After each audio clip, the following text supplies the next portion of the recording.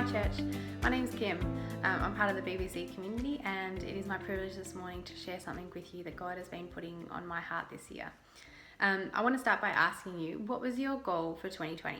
What was your New Year's resolution? Might seem like a funny question. This far through the year, we've often lost sight of the goals we set. And on a year like this year, many of our goals have been unable to be reached.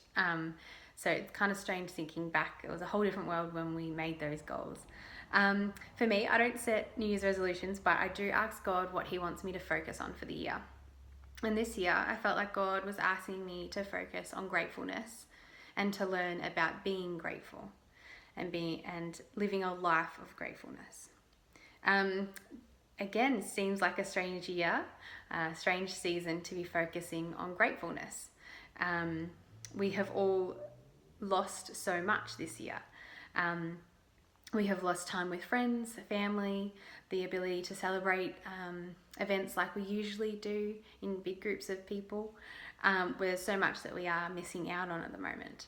And although we're missing out on all of these things, I'm sure you've all noticed that we have a little bit more time in our lives. We're perhaps a little less busy. So with this extra time, it's been a lot easier, I suppose, to slow down in life and to take the time to look around me and to be grateful and to enjoy the blessings that God has got in my life right now. Gratefulness opens up a lot of doors.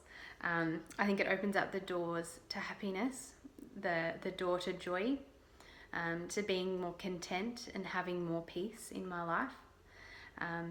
Being grateful has made me feel more fulfilled within myself, because instead of looking to what more can make me happy or joyful, it has taught me to stop and enjoy what is going on in my life right now, what blessings God has in my life at this moment for me to be enjoying and focusing on. Gratefulness does take courage, because to be grateful and to show gratitude makes us vulnerable. When we show that we are grateful for someone or for something, we are opening up our hearts and showing that thing means a lot to us, that person means a lot to us, is very important to us. So gratitude and showing gratefulness does take courage, but I think it is worth taking the time to be courageous in that and to show the gratefulness that we have to people and to God.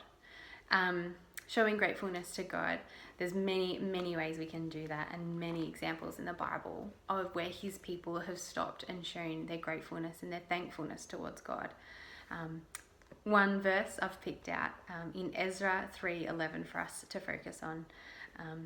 And they sang responsively, praising and giving thanks to the Lord, for He is good, and His steadfast love endures forever towards Israel. And all the people shouted with a great shout when they praised the Lord, because the foundation of the house of the Lord was laid. Here we see people singing, we see people praising, we see people giving thanks. In my mind, I see them dancing around, shouting and praising with joy and happiness and a gleefulness about them. And I think that's a really beautiful example of the way that we can show our gratefulness towards God, whether it's spending time just talking to Him, verbalizing that in our prayers, whether it's worshiping Him, whether it's passing on the gratefulness we feel to those around us. I think gratefulness is something that I still have lots to learn from, and I hope today that you've learned perhaps a little something of what God has been teaching me. Thanks for joining me, and I hope you have a great week. See ya.